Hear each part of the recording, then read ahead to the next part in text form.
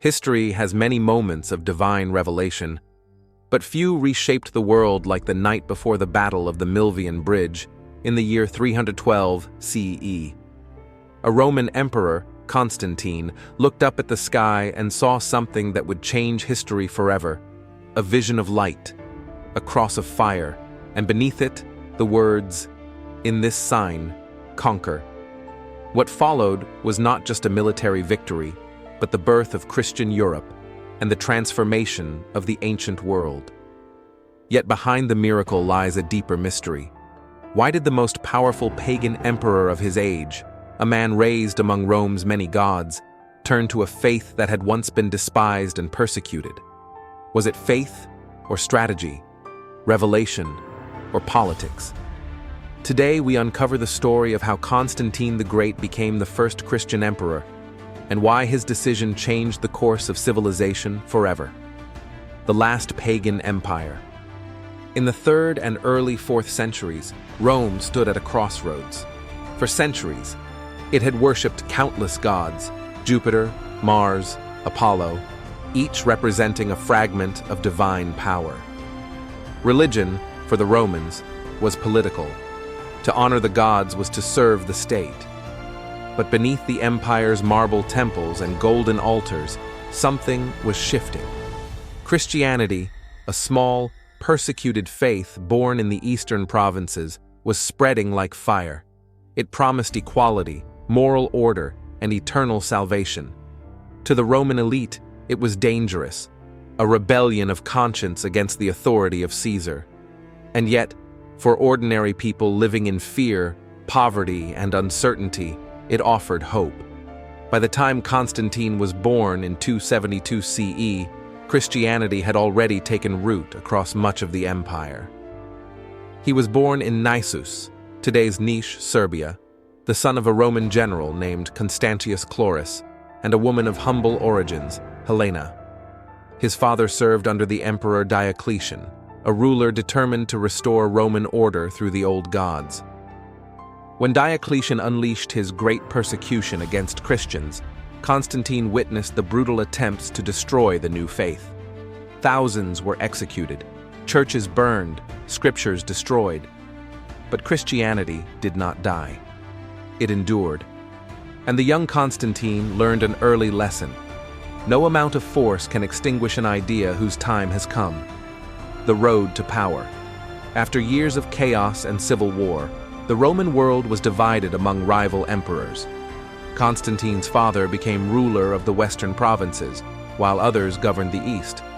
When Constantius died in 306 CE in Britain, his troops immediately proclaimed his son emperor.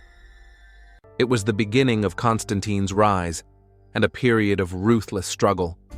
For years, he fought to consolidate power, facing rivals like Maxentius, who ruled Italy and Rome. Each claimed legitimacy, each fought under the symbols of Rome's ancient gods.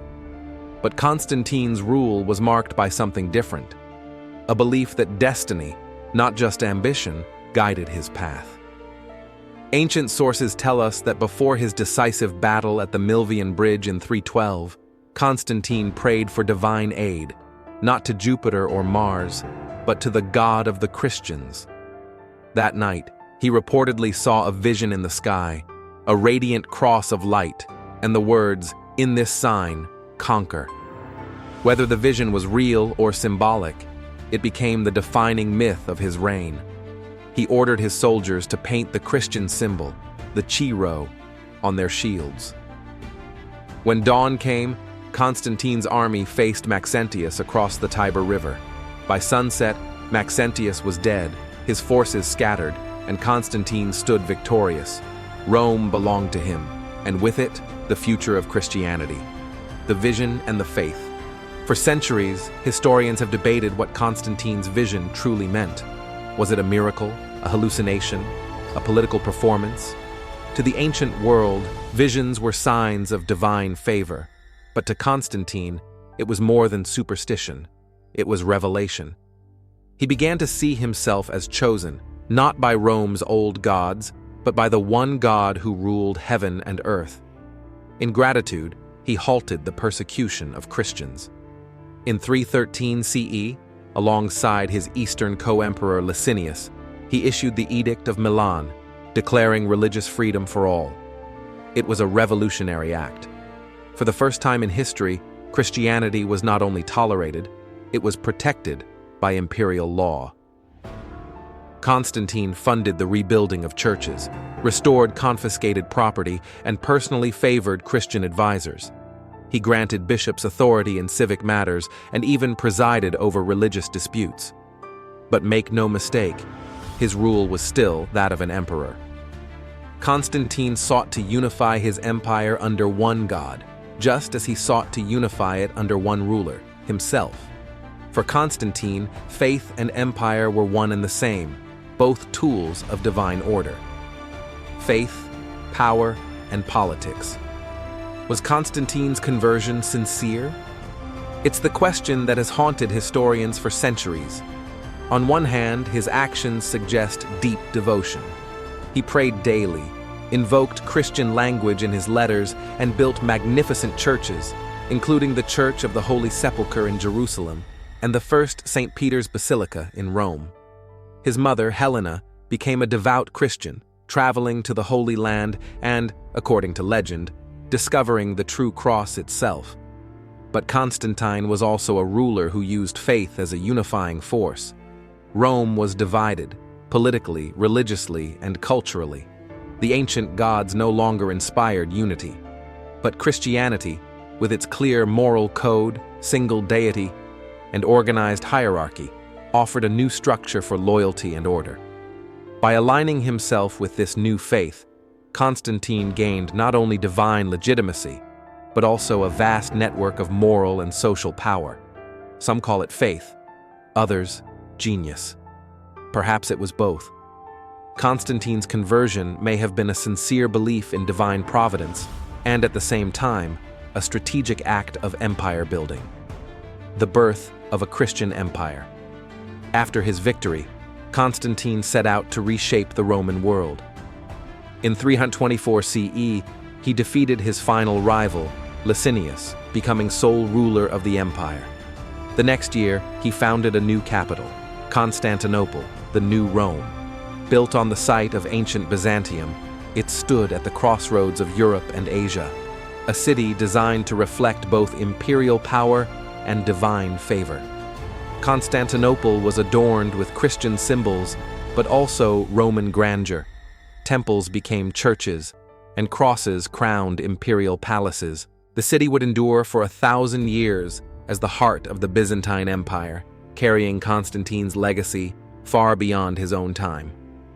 By his death in 337 CE, Christianity had transformed from a persecuted cult to the favored religion of the world's greatest empire.